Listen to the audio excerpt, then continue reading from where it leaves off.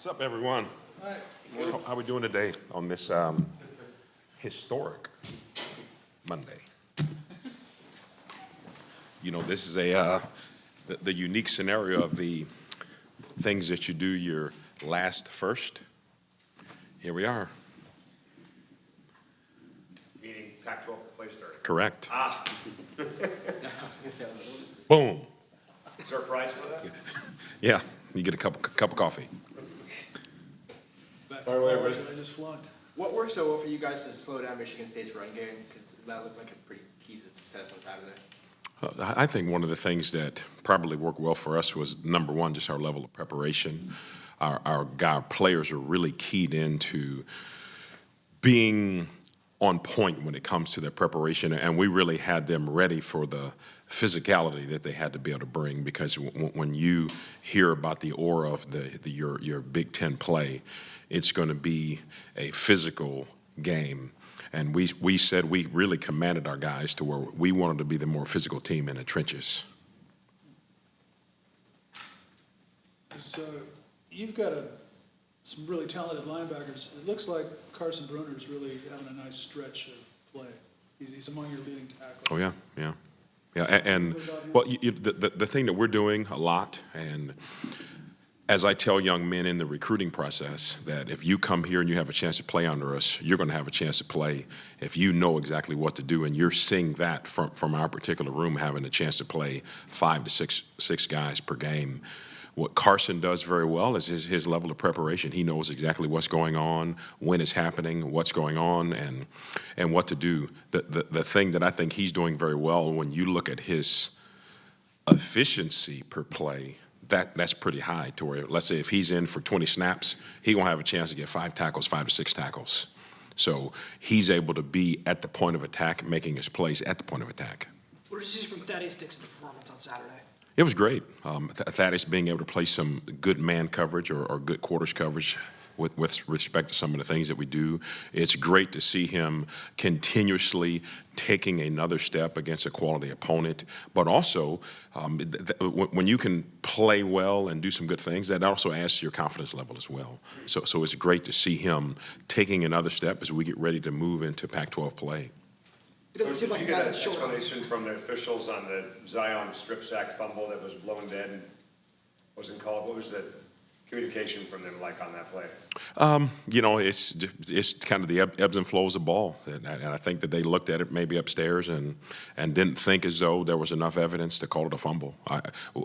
We know what we would have wanted it to be on our end, and I think if anyone had a camera on Coach DeBoer, you knew what his response was, and we were the Army standing right behind him. So we thought that's what it was, but those are the ebbs and flows of football. So you gotta let the play go and go be 1-0 the next play.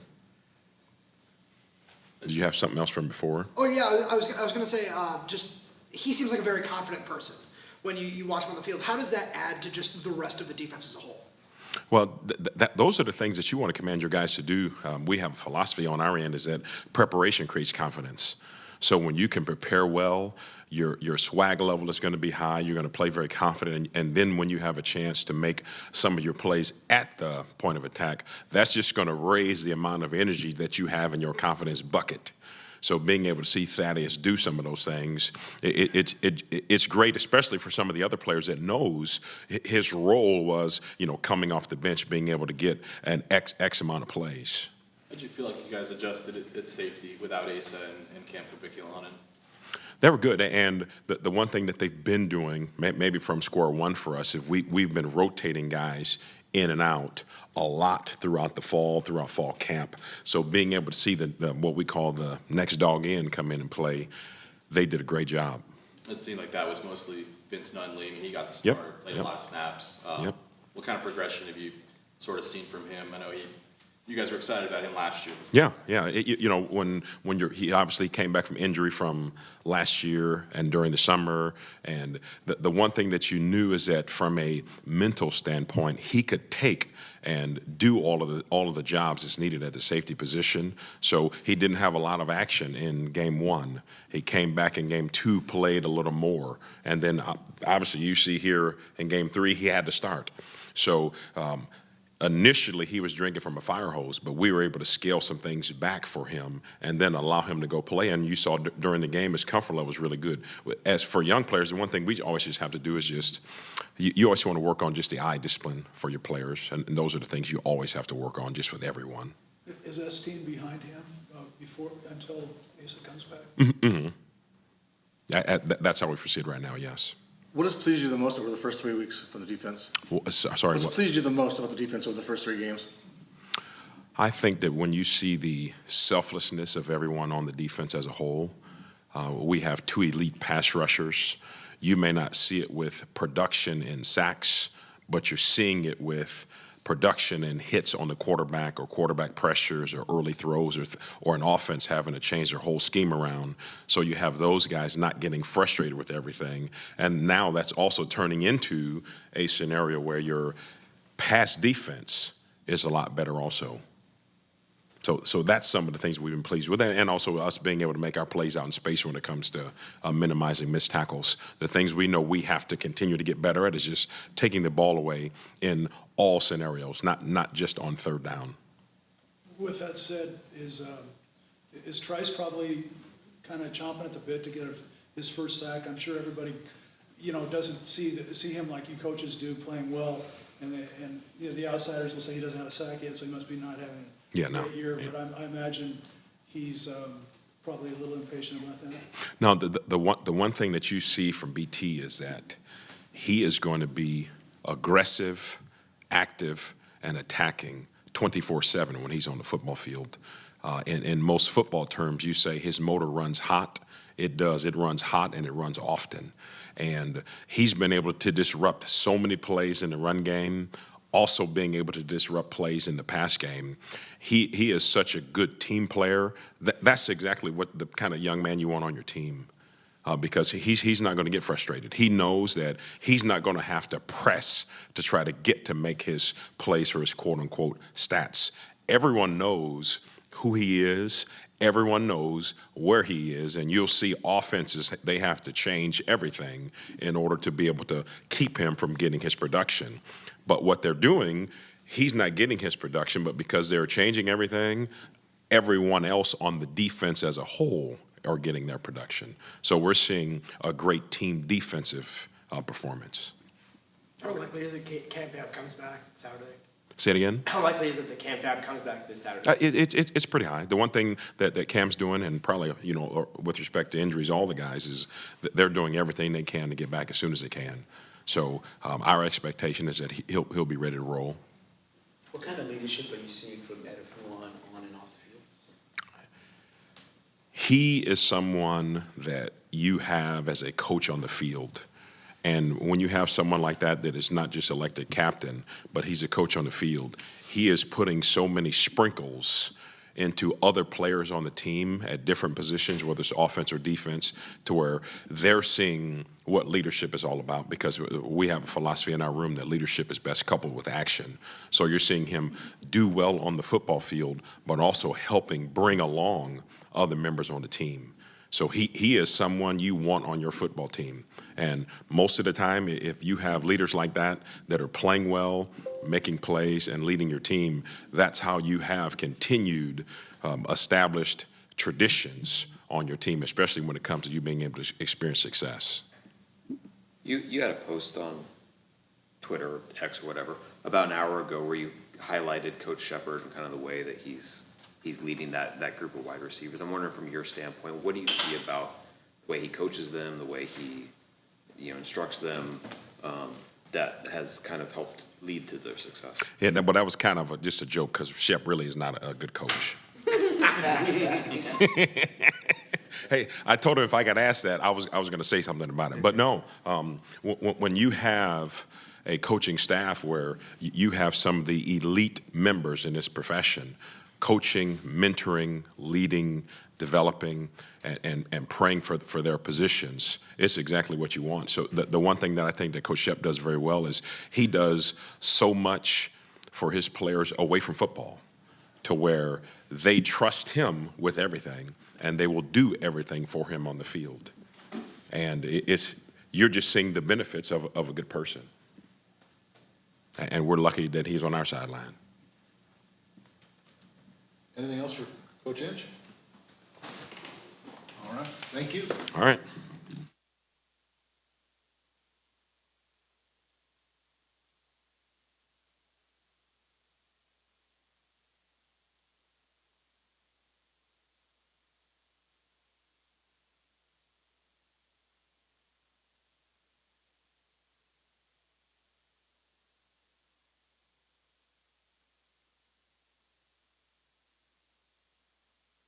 Good morning.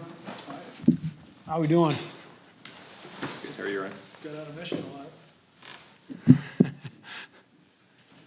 Did you have the same feeling going into the Michigan State game that you did last season when you knew on Tuesday that you were gonna win on Saturday? It seemed like that's kind of how it played out. We felt confident. I mean, we felt good about the game plan. Obviously, going out there and doing that in a tough environment is two different things between thinking it and knowing it's going to happen. But we felt great about the game plan and the week the guys had. I thought it was one of our better weeks of preparation. I thought we took a big step on that. We had a good Tuesday. Wednesday was pretty good, and Thursday was great. I think the ball was on the ground once on Thursday or something like that. So they definitely were starting to up their game in preparation. Jeremy Bernard scored your first touchdown. I know it's probably situational and all that, but was the fact that he played at Michigan State have anything to do with maybe sending a little message or something? No, it didn't, but, man, it felt good. It really did. Cal's defense, they gave you some fits on the offensive side last year. What are you doing to adjust that this year? We won't adjust. We just know probably the better things, hopefully, to do this season that can attack some of the weaknesses in their defense. And I thought they did. Hats off to Coach Wilcox and Coach Sermon. They did a great job. They had a good plan. Tried to keep a lid on it and keep us from being explosive down the field. So they really did a good job with that. And then mixing in pressures at the right time. They're a defensive staff and a bunch of kids that have been in that system for quite a while. So they're going to have answers and some different looks for us for sure. And that's one of the things our guys have to know going into the football game is this isn't a team that's in the first year of their system. It's an experienced group. It's a group that can adjust. And so we'll have to dig deep and find a lot of different looks for them to look at and try to confuse them a little bit and see if we can execute at a higher level than we did last year. Obviously, Rome and Jalen and JP were really good last year. Yep. Where do you see where those guys have improved this season? What do you think they're better at? Rome physically is just bigger and stronger. I mean, honestly, that's one of the big things. You see all the contested catches that he makes. Not that he didn't make those last year. I just think he's making them more and more consistently this year. So I think that's a piece that you've really seen. And Rome was a big, strong player last year, but this year he's certainly shown to be a little bit of a bully out there and done a great job. J-Mac, I think in some regards has gotten also the same way, has gotten bigger and stronger, put on 7 pounds of bulk in the offseason and is pretty consistently in that 190 range. So I think that he's playing with a little bit more tempo and strength through the course of a game. He doesn't wear down as he might have before. And then JP, I just think he has gotten so much stronger with his hands, and he's such a sure target. I mean, if the ball's in the air, he absolutely has no fear. And I think all three of those guys just have made themselves more available to different situations by understanding the whole scope of the offense, so that it's just so much easier to put those guys in different positions now where you can switch a guy from Z to H or H to X and, move him around so that people can't just get a beat on Rome just plays X and he plays in one spot. And so I think the biggest part has been, those guys creating more depth in their knowledge of the offense for sure. Ryan, how do you grade the touchdown to Jalen that got deflected? How do you grade that? Oh, JP's? Yeah, how do you grade that from Mike's perspective? Well, I have a pretty strict rule. I can't minus a quarterback for a touchdown. So even though it was a tip ball, you got to give it to him. So, yeah, it was Q got hung up a little bit on the line of scrimmage, so we didn't get him quite as deep as we wanted to on that one. And Mike was trying to layer that over the ball. But if you watch that play closely, one of the things that I pointed out to the offense, when you watch it, JP is as good as anybody we got at ripping into option and curl windows, and he comes back to the football. So very simple part of playing wide receiver, but you could watch probably any game Saturdays or Sundays and see guys that don't necessarily always come back to the ball and tear it out of the air. When you watch JP, he sees the ball in the air and he runs downhill to the football. And no surprise, it was not the perfect drop how you want it to happen, but it's awesome seeing the guys run around and go get the ball. Was that his worst throw of the day? I think it was his riskiest throw for sure. I think he had 3 for sure throwaways. Potentially you could say he had 4 that he had to throw away. And I can't remember what, he was like 74% completion. So he was doing a good job, highlighting the guys with the football and giving them a chance. But that was the closest one I thought he had to being obviously an incompletion or worse. With Mateo out and looks like Bulow got dinged up in the game, is your offensive line still in a real state of flux, and will that impact somebody like the Hatchets? Yeah, of course. Landon and Guerin both are in the mix, and we're hoping for the best on Juice, and we think he's going to keep working through that. And I know Darren and the staff are still working with him right now to see what he's going to be able to do this weekend, and so we'll just keep pushing with that. But both the Hatchet brothers will definitely figure prominently into the plan.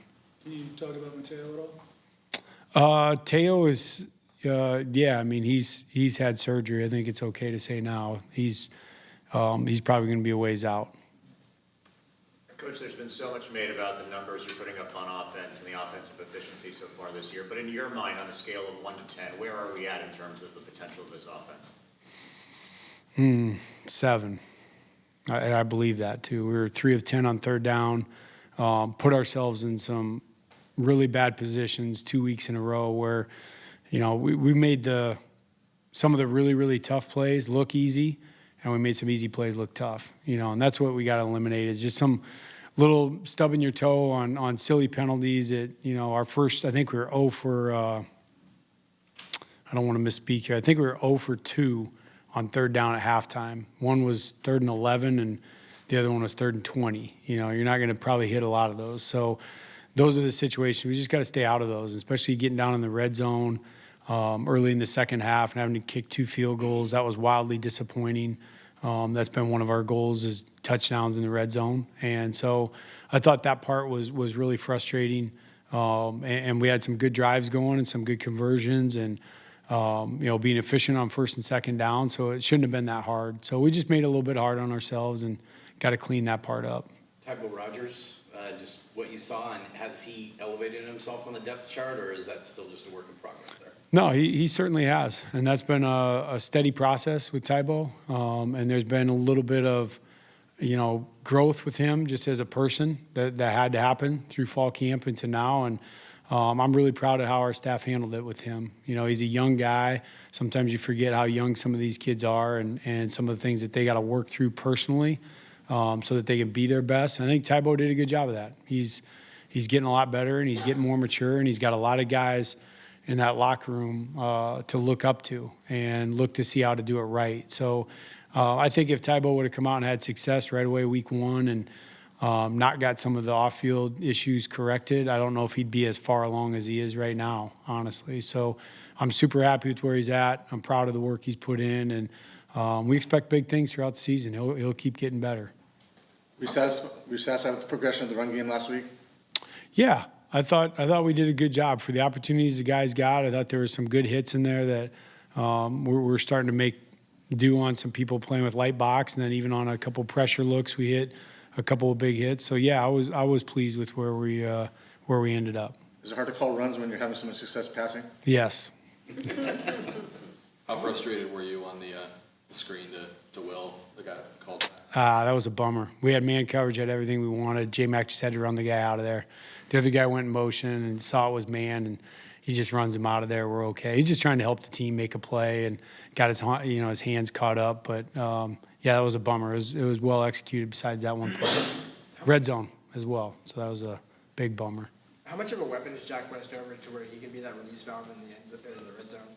Yeah, Jack's just super dependable. You look at the last one he had right before half, and he was about 4th on the progression, but he was exactly where he was supposed to be. He was quarterback friendly, playing basketball, splitting 2 defenders. Mike sees him right there, and drops his instep and gets over the goal line. So, and that's kind of Jack in a nutshell. He's good enough to make some really, really good plays and kind of give you some wow stuff, but he's also able to just be in the right spot at the right time, do what he's supposed to be doing, and make the play. So, yeah, I don't think a lot of people know that. He's leading our team in touchdowns, which is pretty cool. So, he had a hat trick, so it was a good day. Is he a lot better than last year?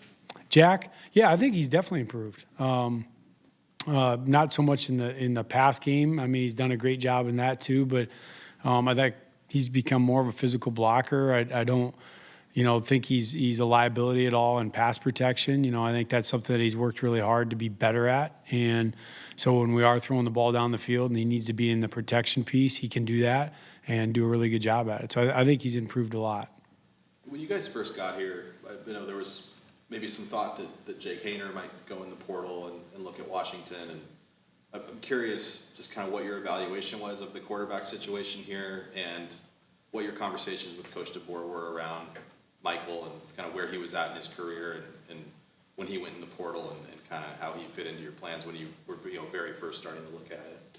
Yeah, when I first got here, it was pretty clear, not even from a player standpoint, just numbers, right, that it was Sam and Dylan. And so one of the first things I did when I got here was met with both those guys, and I said, hey, I don't know who it's going to be, but we're going to bring in another older quarterback to compete.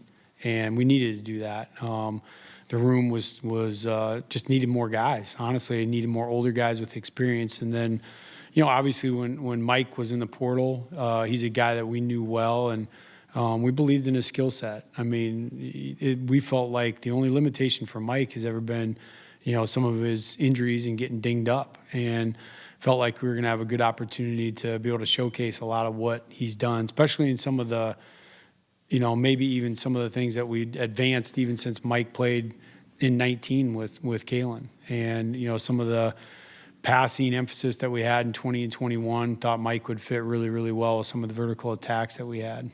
Had you watched him much or discussed him at all with Kalen, like during your time at Fresno? Yeah, for sure.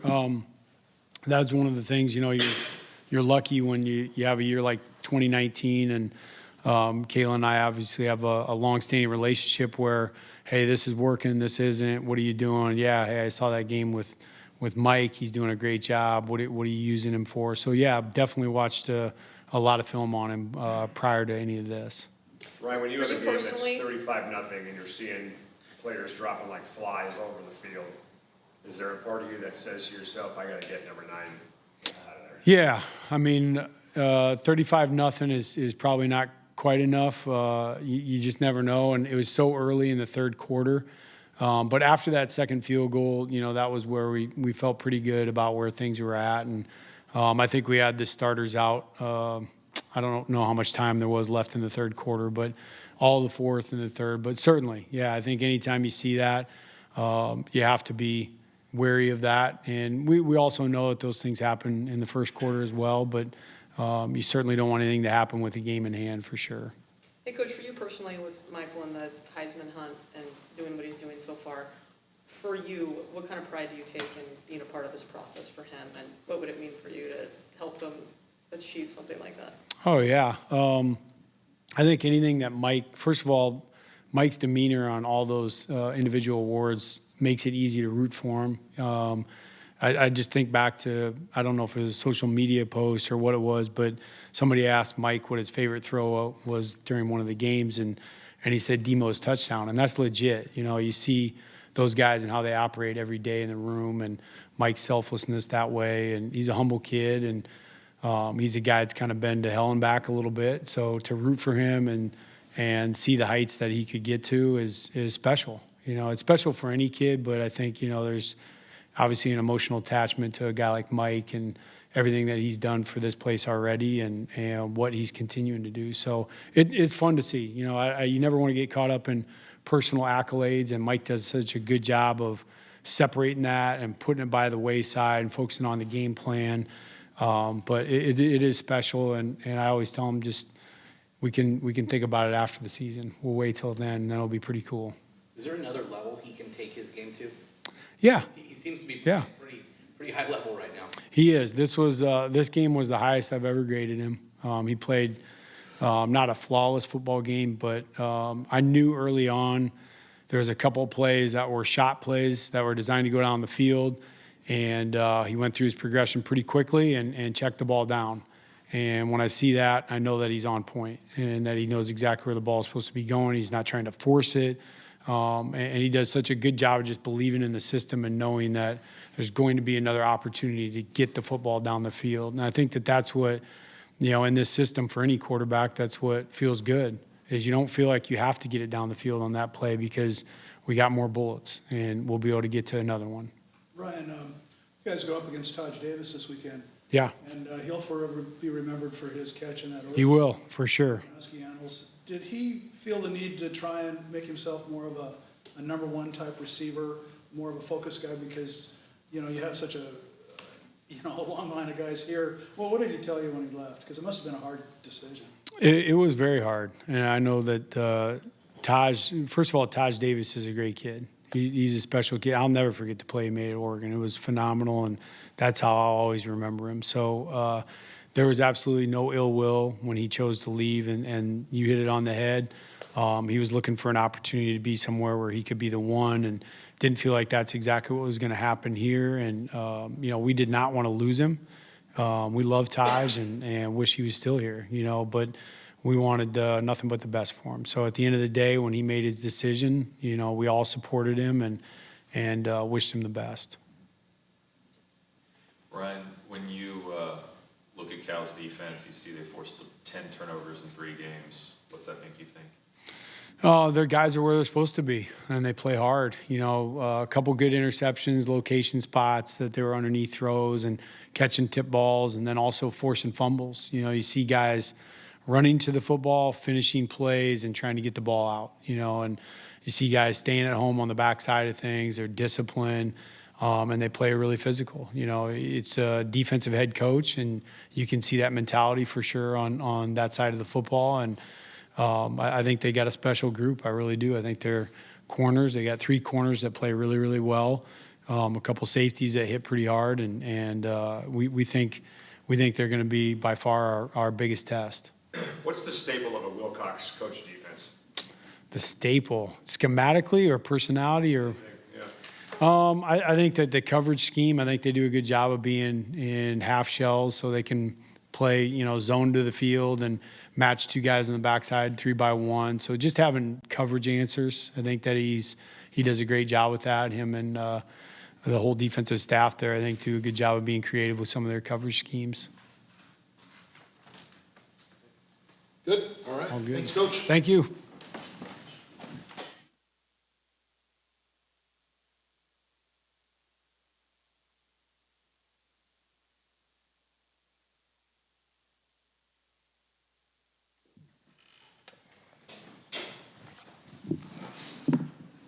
All right, good afternoon. Know we had a chance, most of us, to talk after the game Saturday. It was, fun performance for the guys, just seeing them prepare and play great on Saturday. It really gives us a lot of momentum and understanding of, what lies ahead and what we're capable of. So I'm proud of the guys and the way they traveled, the way they prepared, and then the performance on Saturday. So got a big week this week against Cal.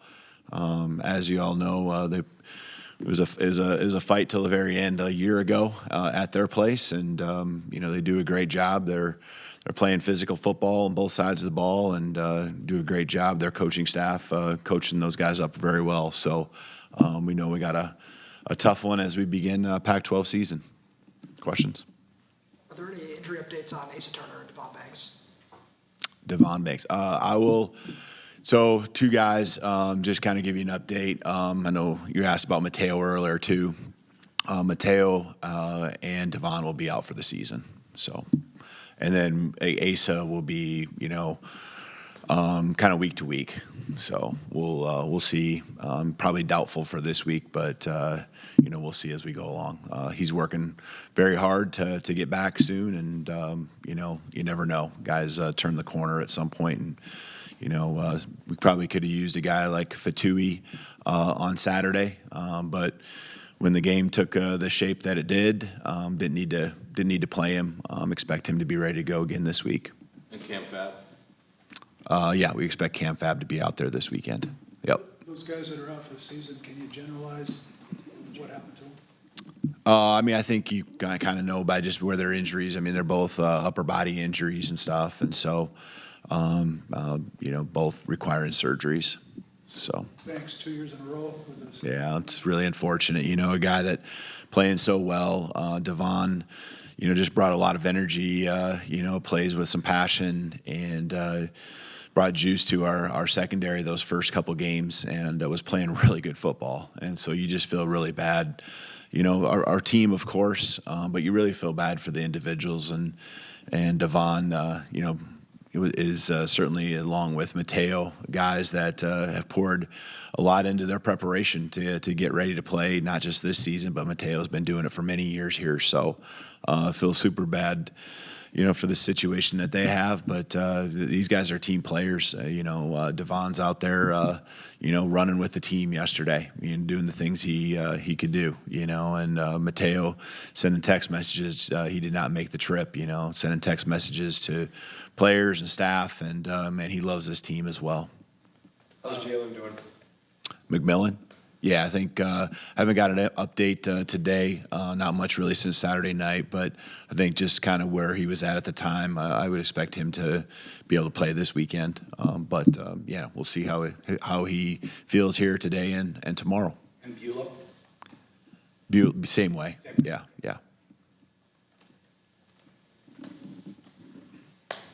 How do you feel Vince Nunley did in place of Asa in the secondary? Looks like he had a pretty big impact. Yeah, I think every snap a guy like Vince, and Vince in particular, plays, he's going to keep getting better. Week one to week two, he got out there and got some snaps in, and I thought he played better this week. And a lot of it, again, goes back to just preparation and the mindset throughout the course of the week. And he got a lot of reps. And if your mindset's right where it's supposed to be, and you're eager to learn and open to being coached up like he is, there's a lot that he's capable of. He's long, he can run, and I liked the way he was coming downhill, aggressively. A lot of times our D-line and linebackers swallowed up the tackle before he got a chance, but he was right there and in the right spot. So I'm excited about his progress.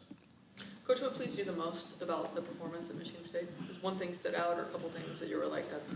Yeah, defensively, just I thought, we stuffed the run, played physical. Thought offensively we ran the ball the best we've, of course, done all season. Physical-wise, I challenged the guys. That was one of the three things that I challenged them going into the game. And so we rose to the occasion there. And I think the continual pressure and, definitely the takeaway we got early in the game, setting us up with great field position.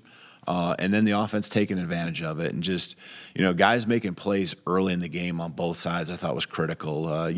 Took the air out of the stadium and just really, allowed us to be us. And we're a pretty good football team when we have a lead because both sides of the ball, really can play loose and play free. And, our defense can pin their ears back when there's probably a few more pass opportunities, but stuff in the run and running the football is great to see. And I thought our special teams, again, kickoff coverage, starting off the game with just a dominant performance there. And really, teams I think are looking to probably have to feel like they got a fair catch. Most of them just to get to the 25-yard line right now.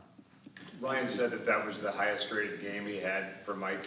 You've been with him, obviously, for all of them. Was that the highest game he's ever had, no matter what school he's been at with you? Yeah, I mean, it's up there. It's, I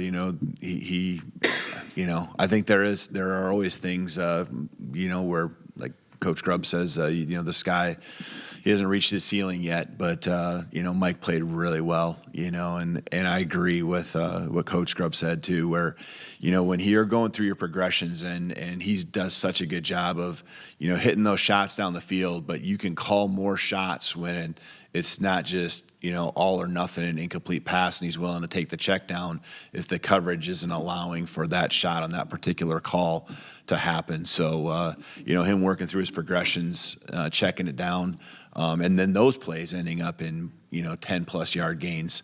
He just got a great feel and control of the offense. But, yeah, he was, I'm sure there might be one that he's graded extremely high on, but the production at that clip that he was on was pretty impressive. And the long one to Rome out of the end zone, the 50-yarder. It didn't look like Rome really had any real separation from the corner, but he's obviously a matchup problem physically for anybody. How open does a receiver need to be before you feel comfortable with Mike just let it fly? Yeah, we say KYP, and it's know your personnel, right? And when you got 6'3" out there and, you can throw it up and it's one-on-one, Mike sorting out, where the defenders were at, throwing it up to Rome and let him go up and get it and make an attack on the ball. It's awesome. It's awareness of, the play, the defense, your personnel. And, a lot of guys, I think you'd see them just throw that ball up over the top. But the DB had kind of high side leverage or coverage on Rome. And so, not overthrowing, because that's where the defender's at, was key. And Rome just going up and high pointing the ball. He's doing that a lot right now. So it's fun to see that. You made mention of the run game a minute ago. Why do you think it kind of clicked on Saturday and you got the amount of production that you did? Yeah, I think I think everything goes full circle, right? I mean, you're going to see pass game and then a defense that's gonna just try to take away those explosive plays, and now you gotta, run the football. We hit an explosive there too. Thought the scheme was great. I think our guys' execution of it was the best it's been. A lot of times it's just one block that is missed, between a 3 and a 20-yard gain. And we were getting those blocks, and we've just continued to work at it and stay focused on continue to get better every day. And then, I think Dylan Johnson did a really nice job early being physical, running through some arm tackles, sticking his foot in the ground, getting vertical.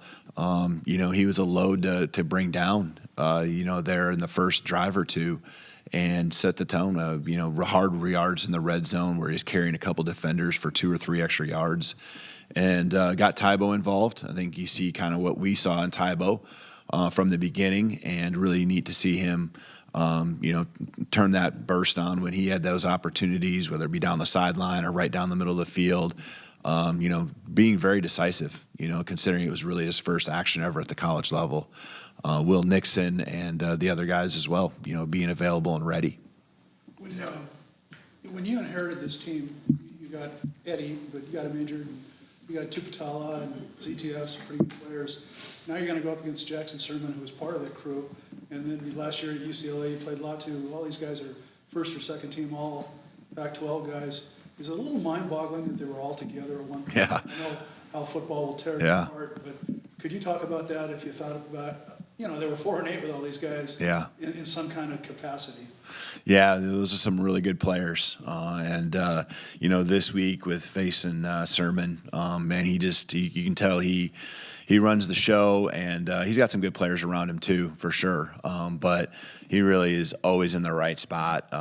You can tell he's heady, plays really hard, can do it all, just stopping the run, can get back in coverage. And so, it'd be great to have him here, but we don't have him. And so, he's obviously doing great things there with his family and playing some good ball and leading a really good defense that we're going to face this weekend. That would have been really a challenge to try and find 2 starters out of Carson Bruner to that bunch, and trying to pick, trying to tell somebody, I'm going to start him instead of you. Yeah, and we got that going on right now too a little bit. We feel great about what Raylan Goforth's doing, Carson, Zoe, and obviously Eddie, and so it keeps going too. I mean, even Devin Bryant, and those guys are all, there's 6 of them doing a really good job. Did you get any explanation on the strip sack on their first possession? Yeah, just that the video apparently, wasn't showing enough proof that they could overturn it, and kind of how it works is the call is made, and they'll review it, right? Because there was obviously a potential that it was a fumble, but it was ruled down and not a fumble. The review is happening, and I'm standing usually next to the official, and they'll give me an indication of what they're hearing, even from the replay. And even for us, fortunately, I felt like we caught a break, and I can call timeout to give them more time. You just risk the loss of the challenge, and how that would be a timeout that you would lose. So, fortunately, Michigan State called a timeout, and so that elongated the time. And even during that time, they just really felt like there wasn't enough proof. But I know I saw it coming right at me. It felt like the ball was certainly popped loose, and watching the TV copy, I guess my thoughts really haven't changed much. So, just that's the way it goes. And I guess I credit our defense just for responding.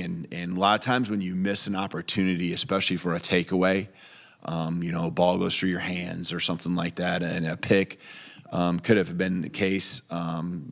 Sometimes in games you see the next player to the offense, the other team, taking advantage of the second chance they're getting. And our defense really didn't give them that second chance, that drive or any other drive. So really proud of the way they responded. They didn't worry about it. They didn't worry about the call. Didn't really see anyone arguing anything from our player standpoint. I'm proud of them for doing that.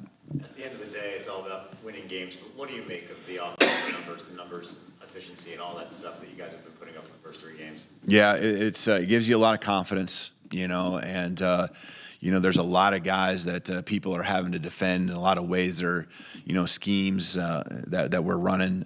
So it just keeps building on itself. The more games we play, the more film that's out there, and the more ways that we attack the field or a defense. And so it's just good. It just continues to build on itself.